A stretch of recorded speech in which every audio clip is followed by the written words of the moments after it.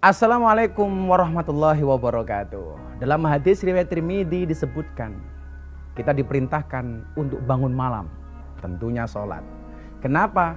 Karena di dalam sholat malam ini, yang pertama, sebagai wahana pendekatan diri kita kepada Allah Subhanahu wa Ta'ala.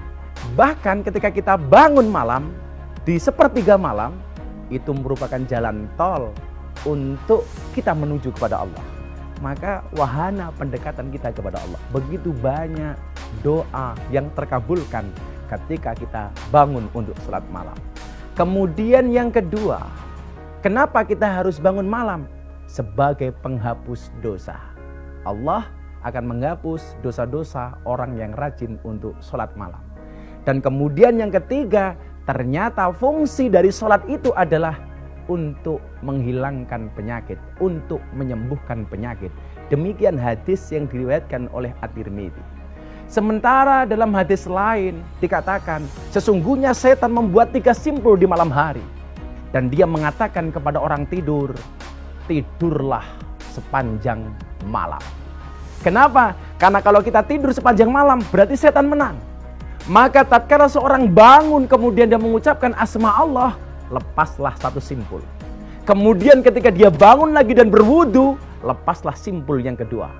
Dan tatkala kemudian dia bangun malam untuk sholat, maka lepaslah simpul yang ketiga. Dan ketika bangun di pagi harinya, orang-orang seperti ini akan merasakan dirinya bugar dan dirinya terbebas dari berbagai macam penyakit. Maka ketika seorang melakukan sholat, selain gerakan-gerakan sholat seperti orang berolahraga, tentunya sholat itu sangat-sangat menyehatkan.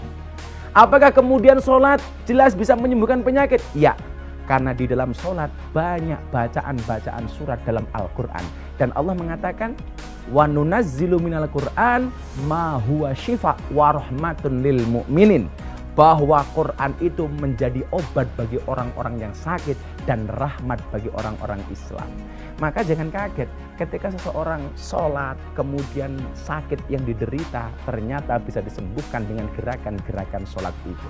Ketika kita ruku, ketika kita sujud, ternyata aliran darah kita lebih lancar. Ketika kita sujud, aliran darah dari bawah sampai kepala ternyata lebih lancar. Maka kemudian bukan sebuah kemustahilan ketika kita sholat, di situ Allah akan menyehatkan kita. Ingat saudaraku, segeralah sholat di belakang imam sebelum kamu disolatkan di depan imam. Di belakang imam namanya makmum, di depan imam namanya almarhum.